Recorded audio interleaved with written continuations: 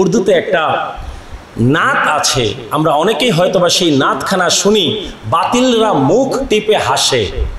সেই নাত শুনে বাতিল আকীদার যারা আছে তারা মুখ টিপে হাসে যে এইটা কিভাবে সম্ভব। নাতের প্রথম দুইটা লাইন এমন, নাতখারা বলছেন, জমি মেলি নেহি হোতি জমন মেলা নেহি হোতা, মুহাম্মদ কে গুলামों का कफन मैला नहीं होता। सुबहानअल्लाह। शायर বলছেন কি যে জমিন, জায়গা, সময় কোনো কিছু ময়লা হয় না, নাপাক হয় না। আর যদি দয়াল নবী মুহাম্মদুর রাসূলুল্লাহ সাল্লাল্লাহু আলাইহি ওয়াসাল্লামের খাঁটি গোলাম এবং আশিক যদি হতে পারেন, কবরের মধ্যে আপনার কাফনটাও ময়লা হবে না। আপনার শরীর পচবে দূরের কথা, আপনার শরীর পচবে দূরের কথা, 1300 বছরেও আপনার কাফনের মধ্যে সামান্য একটু ময়লা পর্যন্ত লাগবে না। যদি দয়াল নবীর খাঁটি গোলাম, খাঁটি আশিক যদি আমরা হতে পারি, ইতিহাস প্রমাণ করে, এটা ইতিহাস প্রমাণ দেয়। আজকে আমি সাধারণত আপনাদেরকে কোনো কিচ্ছা কাহিনী বলি না, ঘটনাগুলো আমি সাধারণত বলি না, কুরআন সুন্নাহর আলোকে বয়ান করার চেষ্টা করি। আজকে দয়াল নবীজির দুইজন সাহাবীর একটা অত্যাশ্চর্য ঘটনা বলবো, যা এই পৃথিবী 1300 বছর পরে, তাদের দাফন কাফনের 1300 বছর পরে সারাটা পৃথিবী যে অত্যাশ্চর্য অলৌকিক মুজিজা, নবী করিম সাল্লাল্লাহু আলাইহি ওয়াসাল্লামের মুজিজা 1300 বছর পরে সারা পৃথিবীর মানুষ অবলোকন করেছিল। সুবহানাল্লাহ। সনটা 1932 সাল। কত সাল? 1932 সাল। আজকে থেকে প্রায় 90 বছর আগের কথা। দজলা নদীর তীরে, ইরাকের দজলা নদীর তীরে, ইংলিশে বলে টাইগ্রিস, ফুরাতকে বলে ইউফ্রেটিস। ফুরাত নদীকে কি বলে? ইউফ্রেটিস। আর দজলা নদীকে ইংলিশে বলে টাইগ্রিস। ইরাকের সেই দজলা টাইগ্রিস নদীর পারে আল্লাহর নবীর বড় দুইজন মুহাব্বতের সাহাবী, তারা সেখানে শুয়ে আছেন। একজনের নাম হুযায়ফা ইবনুল ইয়ামান রাদিয়াল্লাহু তাআলা আনহু। নাম কি? হুযায়ফা ইবনুল ইয়ামান রাদিয়াল্লাহু তাআলা আনহু। দয়াল নবীর বড় মুহাব্বতের সাহাবী ছিলেন। উনাকে বলা হতো সাহিবুস সির। নবী করিম সাল্লাল্লাহু আলাইহি ওয়াসাল্লামের গোপন রহস্য জাননেওয়ালা সাহাবী। সুবহানাল্লাহ।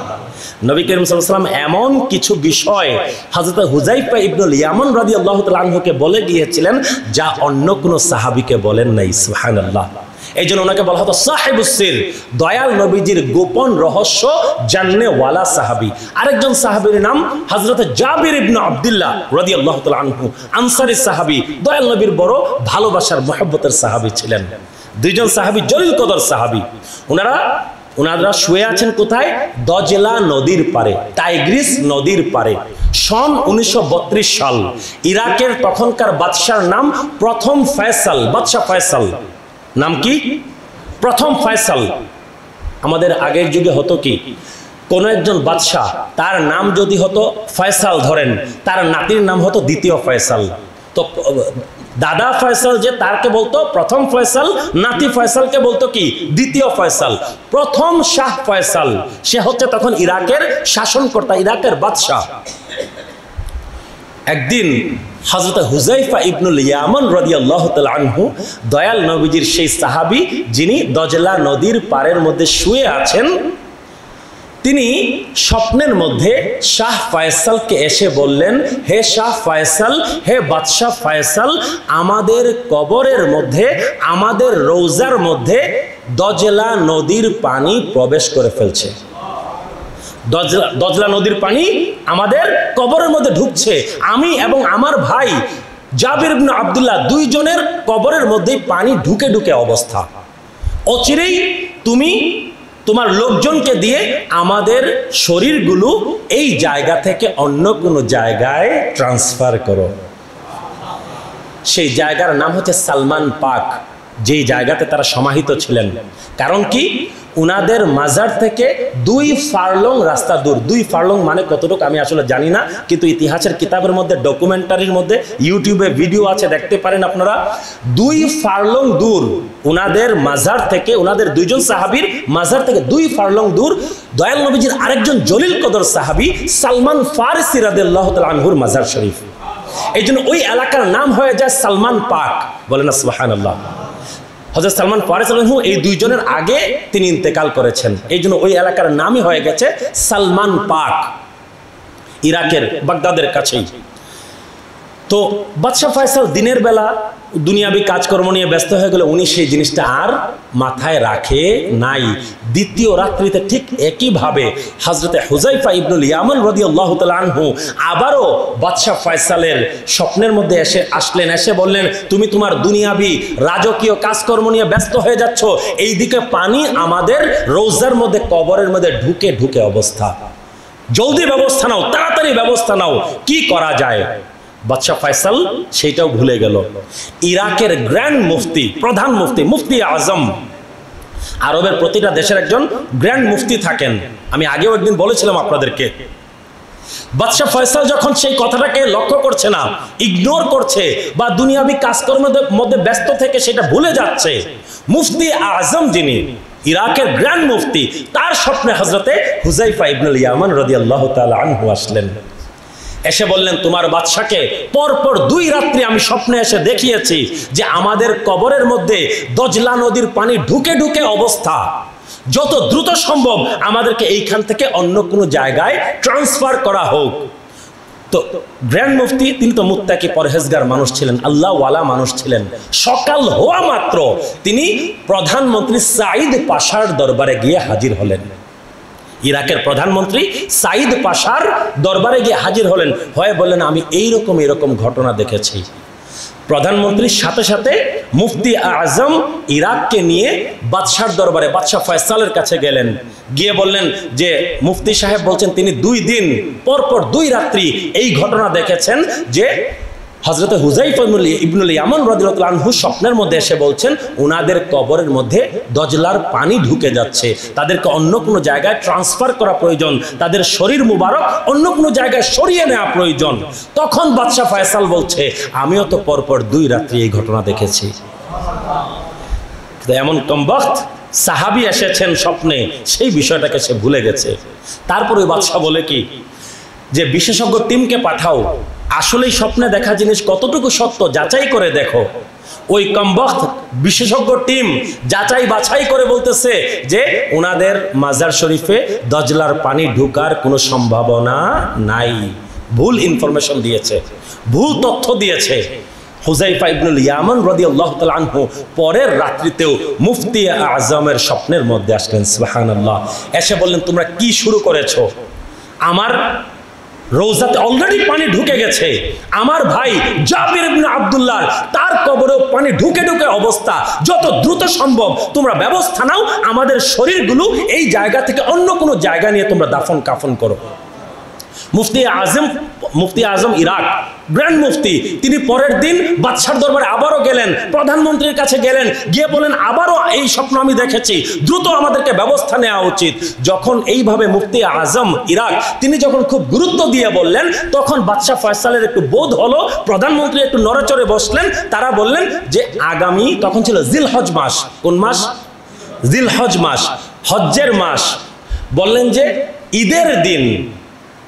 ঈদের দিন আমরা নামাজ টামাজ পড়ে গিয়ে, ঈদের নামাজ পড়ে গিয়ে আল্লাহর নবীর সেই 2 জন সাহাবীর কবর মোবারক খুঁড়ে আমরা দেখব আসলে কি অবস্থা। সুবহানাল্লাহ। এই ঘটনা যখন প্রচার হয়ে গেল, মুসলমান বিভিন্ন দেশ থেকে টেলিগ্রাম আসতে লাগলো ইরাকের বাদশার কাছে যে এত বড় একটা ঘটনা হবে, আল্লাহর নবীর সাহাবায়ে কেরামের রওজা খুলে দেখা হবে, কি অবস্থা, আমরা নিজেরাও সেই ঘটনা দেখতে চাই। ঈদের দিন না করে কিছুদিন আপনারা পিছিয়ে দিন। সকলের অনুরোধ ক্রমে 10 দিন পিছিয়ে দেওয়া হলো। 20 জিলহজ তারিখে 1932 খ্রিস্টাব্দের 20 জিলহজ তারিখে 5 লক্ষ মানুষের উপস্থিতিতে, আজ থেকে 90 বছর আগের কথা, আপনারা যদি ইউটিউবে যান ডকুমেন্টারি আছে, ছবি সহ আছে, 90 বছর আগের কথা, ছবি সহ আছে, 20 মিনিটের ডকুমেন্টারি আছে ইউটিউবে, ছবি সহ আপনারা দেখতে পারেন। অলৌকিক ঘটনা, আন্তর্জাতিক যত সংবাদ সংস্থাগুলো আছে সকলেই সেটা কভার করেছে, রয়টার্স সহ। বলেন না সুবহানাল্লাহ। 5 লক্ষ মানুষের উপস্থিতিতে হযরত হুযায়ফা ইবনুল ইয়ামান রাদিয়াল্লাহু তাআলা আনহু এবং জাবির ইবনে আব্দুল্লাহ রাদিয়াল্লাহু তাআলা আনহু উনাদের মাজার মুবারক আবার নতুন করে খোঁড়া হলো। সুবহানাল্লাহ। যখন ওনাদের শরীর মুবারক বের করলো, বের করে দেখলো শরীর মুবারক সম্পূর্ণরূপে অক্ষত, কোনো কিছুই হয় নাই। মনে হচ্ছে যেন এই মাত্র ওনাদেরকে দাফন কাফন করা হয়েছে। ওনাদের শরীর মুবারকের কোনো কিছু হবে দূরের কথা, ওনাদের কাফন যেরকম নতুন ছিল ঠিক সেইভাবে নতুন অবস্থাতেই কবরের মধ্যে আছে। ওনাদের চোখ মুবারক খোলা, চোখ মুবারক খোলা, যারা প্রত্যক্ষদর্শী যারা তারা বর্ণনা দিয়েছেন চোখ মুবারক খোলা ছিল। এবং একজন জার্মান দেশের নাগরিক, একজন চক্ষু বিশেষজ্ঞ, তিনি দেখতে পেলেন তাদের পবিত্র চোখ মুবারক থেকে নূর টিকরে বের হচ্ছে। এই ঘটনা দেখে সেই জার্মান খ্রিস্টান চক্ষু বিশেষজ্ঞ তিনি সাথে সাথে কালিমা পড়ে মুসলমান হয়ে গেলেন। অসংখ্য অগণিত মানুষ এই ঘটনা দেখে বিধর্মীরা মুসলমান হয়ে গেছে।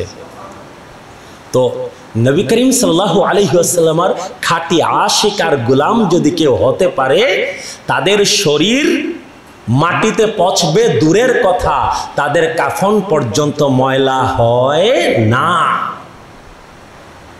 তাদেরকে তারপর হযরত সালমান ফারিসি রাদিয়াল্লাহু তাআলা আনহু যেখানে শুয়ে আছেন দজলা নদী থেকে অনেক দূর, সেইখানে নিয়ে তাদেরকে আবার নতুন করে জানাজা পরে সমাহিত করা হয়। বলেন না সুবহানাল্লাহ। নবী করিম সাল্লাল্লাহু আলাইহি ওয়াসাল্লামের খাঁটি আশিক আর গোলাম যদি হতে পারেন, এই দুইজন সাহাবী কিন্তু তারা আল্লাহর রাস্তায় শহীদ না, তারা কিন্তু যুদ্ধের ময়দানে শহীদ হন নাই। আমার কথা বুঝবেন, একটু গভীরভাবে মনোযোগ দিয়ে লক্ষ্য করবেন। শহীদ যারা হয়েছেন, সাহাবী হন বা নন সাহাবী, তাদের শরীর কখনো পচবে না। আল্লাহ কুরআন মাজিদের মধ্যে গ্যারান্টি দিয়েছেন, ওয়ালা তাকুলু লিমান ইউকতালু ফি সাবিলিল্লাহি আমওয়াত, আল্লাহর রাস্তায় যারা শহীদ হন তাদেরকে তোমরা মৃত বলবে না, বাল আহইয়াউন ওয়ালাকিন লা তাশউরুন, তারা জীবিত কিন্তু তোমরা তা বুঝো না।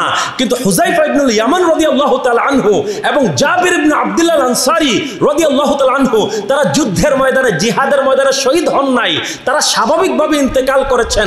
স্বাভাবিকভাবে ইন্তেকাল করার পরেও দয়াল নবীর আশিক সাহাবী, প্রেমিক সাহাবী তাদের শরীর মোবারককে মাটি স্পর্শ করে নাই। এই জন্য বলেছি, দয়াল নবীর খাঁটি আশিক আর গোলাম যদি আমরা হতে পারি, আমাদের শরীরকে কখনো মাটি স্পর্শ করবে না। এই দুনিয়াতে এবং আখিরাতে কোনো একটা জায়গাতে আমাদের কখনো চিন্তিত, উদ্বিগ্ন, টেনশনের শিকার হতে হবে না। আল্লাহ সুবহানাহু ওয়া তাআলা আমাদের সকলকে দয়াল নবীজির প্রকৃত ভালোবাসা, মুহাব্বত, আদব, নবী করিম সাল্লাল্লাহু আলাইহি ওয়াসাল্লামের শান, মান, মর্যাদা সকল কিছুকে আমরা অন্তর দিয়ে যেন ধারণ করতে পারি, সেই তৌফিক আল্লাহ সুবহানাহু ওয়া তাআলা আমাদের সকলকে দান করুন। সবাই বলি আমিন। ওয়া আখিরু দাওয়ানা আনিল হামদুলিল্লাহি রাব্বিল আলামিন।